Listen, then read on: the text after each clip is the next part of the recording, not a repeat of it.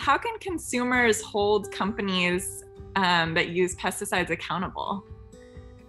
Yeah, this is a great question. So I think part of what we do, at least in our research too, is we of course want to shift policy and we want to give consumers choices and education, but we also like to shift the marketplace and put pressure on companies, since that's a lot of times where we see sort of the first action at least taken against chemicals, and then sometimes the policy tends to follow along when something's already happened. Yes. Um, so I think we definitely urge consumers to voice what's important to them in terms of talking to companies. And we can give an example of this where a few years ago, we started testing oat-based products for glyphosate, which is the active ingredient in the herbicide Roundup. Mm-hmm. And we did this because most people, when you think about glyphosate, you think about corn and soy, which is where it's used mostly, but it's also used on some crops like oats and cereal grains at the end of the season to actually kill down the crop. It's called pre-harvest desiccation. Mm-hmm. And so it can get in things like oats and wheat. And so we tested these products, and these are products,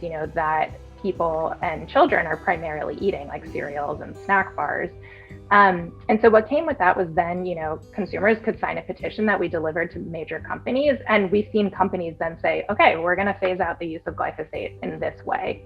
It's empowering. It shows that we really can, just as the average person, feeding our kids, we can actually put enough pressure on the companies that we buy from that they listen and change what they do.